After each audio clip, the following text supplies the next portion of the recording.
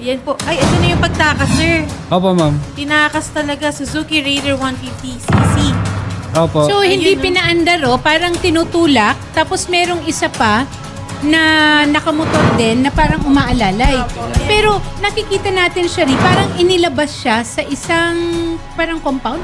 Bakit nandoon yung motor mo? Nandun po yung kasama ko sa trabaho, ma'am, yung driver ko. So, pinark mo So, pinarkan ko lang sa po. apartment na tinitirhan niya? Mm. Tama ba yun? Walang ano dito, hindi ito opisina, hindi Hindi ito po, factory. Hindi po. Hindi. So, sa makatuwid, private ito na resident. Kaninong CCTV ito? So, may-ari ng bahay, ma'am, Ah, nung tinitirahan ng driver ko. okay. Bakit siya naglagay ng CCTV doon? Talamak na ko kasing nakawan dun, ma'am, eh.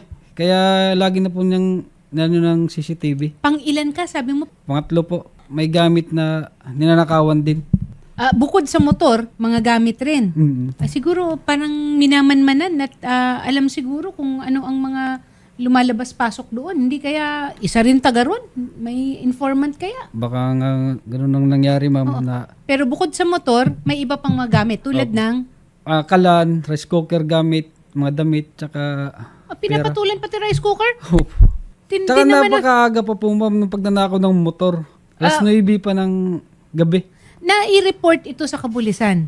Opo, ma'am. Naglagay ba ng tanod doon sa lugar na yon? Nung pangyari, ma'am, pagnakaw, nireport ko agad sa Barangay Tanod.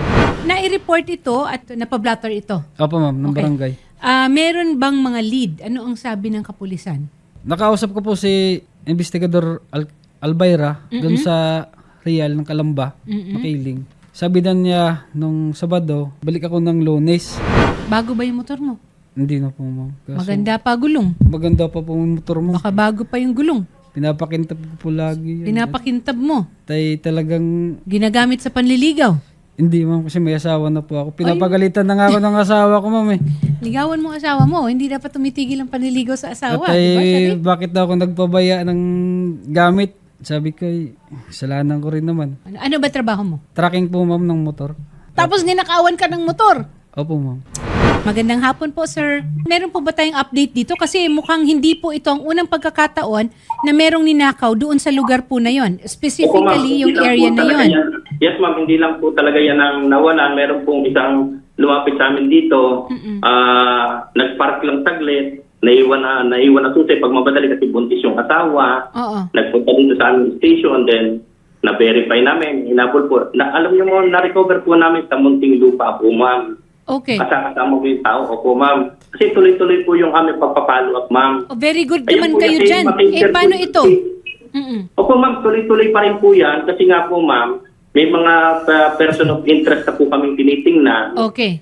para po ma-recover po motor niya. Kung hindi mo ma-recover, masampahan po natin ang demanda, ma'am. Oh. Mukha Ayan bang, ang- sir, ano po ito? Mukha bang one-off lang ito na meron nagnakaw o hindi kaya may tinitingnan ba kayong anggulo na baka sindikato ito at nagmamanman sa mga ano natin, mga unsuspecting natin na mga kababayan dyan? Ma'am.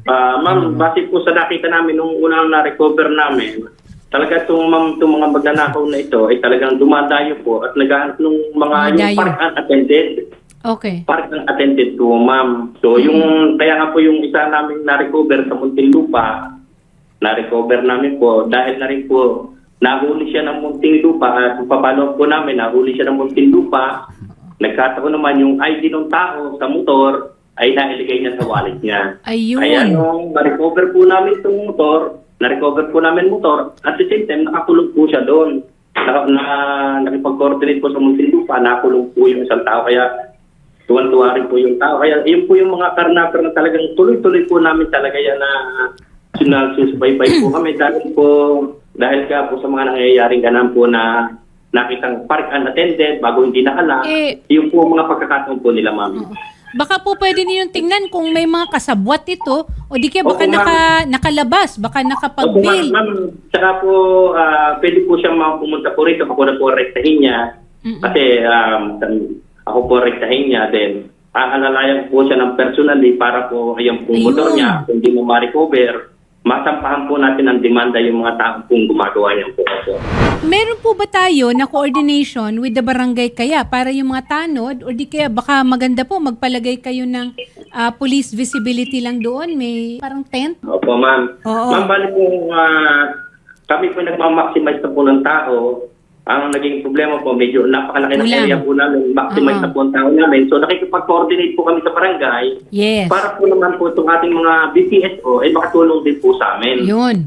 Oo. Opo, at saka yung ating mga force multiplier, nakikipag-coordinate rin po kami dahil isa po yan sa mga katulong sa police visibility po namin eh. Yun. Sila po yung magiging mata at tenga po namin. Kung sakali pong may mangyayari at may mga suspected na ganyan po, ay ma-report po kaagad, ma'am. Lieutenant, pero meron po bang possibility kasi may mga netizens po tayo na nagkokomento. Hindi po kaya ito maaaring inside job rin o di kaya isa rin sa mga umuupa na nagbibigay ng impormasyon doon sa tagalabas kasi ngayon, Shari, wais na ang mga magnanakaw eh. So, ito po ba, natitingnan niyo po ba itong angulo na ito? Hindi po namin iaalit sa isang tabi yan. Okay. Yung pong sinasabing yan. Then, ang kinuha na ang hinihiling po lagi namin sa barangay, once na may nag-upa ng apartment, i-report nung landlord sa barangay para makuna naman sila ng data. Okay, Kung saan po nang tama. galing at para ma-background din po. Yun po yung isa namin hinihiling sa mga barangay na pag kami umupa, kuna ng background, kung saan ang galing, at para naman po then ipato sa amin, para naman po ma-validate namin. Kung hindi man po, at least may record na kung taga saan yan, kung anong trabaho. Kasi unang-una po, kung tuwing walang trabaho, tuupa, may lakas ang loob na umupa, maaari po, isa po ito. At least meron po kami pagsisimulan Tama. na mga tao po. May base, Opo, ma'am. may database. May database. Opo, ma'am. Oo. Yun po yung hinihiling namin sa bawat barangay na merong mga apartment for rent na uupa. So, makunan nila ng record ang mga tao. Ayan. Sir Rovian, magandang hapon po sa inyo. Tama po ba sir na dalawa na sa mga tauhan ninyo ang ninakawan? Yes, ma'am. Pero yung tauhan ninyo hindi magkasama sa iisang lugar. Tama po ba? Yes po, ma'am. Tama po. Magkaibang location po sila. Pero along the highway, ma'am. Sir Rovian, maraming salamat po pero kaya rin kami napatawag kasi yun na nga, mahirap nang magtiwala kasi bakit mga tao ninyo yung naging biktima, hindi kaya baka alam nyo na, nakukuha ang impormasyon galing din sa kumpanya, baka magkakasama. So maybe po para lang makatulong sa pag-iimbestiga. Oo. Apo, in this matter, ma'am, siguro hindi naman siya magiging kung ang gusto natin i-target inside, hindi naman po posible kasi etong area na to, ma'am, ay malayo na siguro mga around 100 kilometers along the office and magkaibang araw. Oo, and siguro malayo dun sa iniisip natin, ma'am, Na may kinalaman. O sige po, Yes, pero ma'am. tayo, ano lang talaga tayo, covering all bases lang tayo. Alam mo Yes, na, ma'am. pagka Alam niyo, makaano tama tayo, po yan. kung minsan, baka mamaya, kasi baka maganda kayo magpasweldo. Ayan. Yung mga tao nyo, lahat may mga motor. Masaya sa buhay nila. Kaya, Sipag siguro, lang ho, ma'am. Oh, sipag. Gabi kami nagtatrabaho. Yan. Kaya, kawawa naman, nabibiktima. Pero maraming salamat sa Rovian. At Maraming salamat din po sa inyong opisina, ma'am, sa Oo. pag-confirm sa amin. Ayan, Lieutenant Rohel Aldabe, lang kasi, concerned lang kasi tayo na hindi lang isa ang ninakawan sa isang kumpanya. Parang masyado namang coincidence yun. Pero sana coincidence lang talaga. Oo. Opo.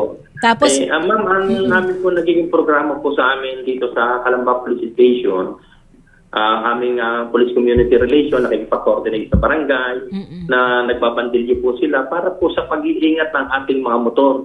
Huwag hayaan na maipapark unattended, hindi Yun. nakapadlock, minsan naiiwan po ang susi. So hanggat maaari po, kung talaga maingat tayo sa motor, so pag tayo pumarada, magdala na tayo ng padlock, ilock natin yung pinakagulong. yun. Para po isang anti-nakaw po na hindi po basta mahahakay ang motor. Kasi po ma'am, nakita po namin dito, base po galing po sa Los Baños minsan, sa Los Baños Police Station, ang naging modus naman po doon ng magnanakaw, hindi nakalakamot or although nabibigla na po pwersa nila, sasakyan ng isang tao, itutulak naman ng isang tao. Parang kunwari sira. Oo. Kunwari na Gaya sira. sa Pero akin. gugulong pa rin Opo. yung gulong eh. Iikot pa rin ang gulong eh. So mukha lang sila nagtutulungan. Ay, Opo, naku, kaya po pati. ang ginagawa po namin dito sa aming community. Oh, naka-helmet pa. Opo, nakikipag-coordinate sa bawat barangay na magbandilyo po sila na kung maaari, ingatan ang ating mga motor, especially motor, ang malimit manakaw. Yung susi, wag iiwanan na nakasuksok sa susian. Yan. At kung maaari, ilang at wag iiwanan sa mga unattended na lugar. Yung po minsan, kaya nagkakaroon ng pagkakataon itong ating mga magnanakaw, dahil po unattended, iiwan na lang po basta, hindi nakalakto. Minsan po, may mga tao na wala namang plano magnakaw, nakita lang pong maluwag, naaakay po nila. Nainganyo. pagka naman, wala naman pong papansin na sa kanila. Yun Yun. po, kasi alam niyo naman po tayo, minsan ang mga tao ayaw po nilang madamay, kaya wala po silang pakialam minsan. Oo. Pero sa amin pong pulis, ang ginagawa namin, talagang kami walang tigil po sa pagpapaalala na ingatan po ating motor, lalo na sa pagparada. Kung kinakailangan, doble ng padlock, ipadlock, para Yun. po sa ingat na Pag-iingat lang. Opo, pag-iingat. Dagdag pag-iingat dahil Opo, lalo na mahirap po ang sa buhay ating ngayon. panahon. Sa panahon po natin ngayon, talagang, although marami pong nawawala ng trabaho, kung may Yun mga na nga pamilya na nagugutom, talaga pong, kung hindi po tayo mag-iingat, talaga pong baka mabiktima po. Pero kami naman pong kapulisan, ay tuloy-tuloy ang aming prevention, intervention. Yun. Para po sa yung katahimikan at kaayusan dito po sa lungsod ng Calamba po. Maraming salamat, Lieutenant Rohel Aldabe. Ayan Yes, kahit ma'am. mahal ang Salamat gasolina, mahal Opo, ang ma'am. crudo, pinagulong na lang. Pinagulong na lang yung motor. Sayang pa Opo, daw ma'am. pag umandar. Pero sige, relax ka lang, Jude, kasi maganda ang record Opo, ma'am. ng Calamba PNP dahil nare-recover nila. So sana Opo, hindi pa Opo, huli ma'am. ang lahat. Baka kasi sabi ng mga resident, ibang mga netizens natin, baka kinahoy-kahoy na daw yun eh. Oo. Wag naman sana. Chop-chop. Opo, ma'am. Ma'am, Okay. sana po, tsaka si Mr. Jude, kung sakali po na talagang ma-identify natin, sana tulungan nyo rin kami na makapag-file ng demanda. Oo. Para sumunod po ito. Yun. Kung sakali ma-file ng demanda, magkawaran to pare, mahuli namin. Yes. Hindi man siya wala man siyang ginagawa nung time na yun, nakita namin, mahuhuli namin siya dahil sa warrant to pare. Yun. Opo. Tama. Sasamahan po ng Wanted sa Radyo sa tanggapan ninyo, sir. Yes, ma'am. Maraming Yes, ma'am. maraming salamat po sa Maraming oras salamat ninyo. po, ma'am. Opo. Yes, Okay. ma'am.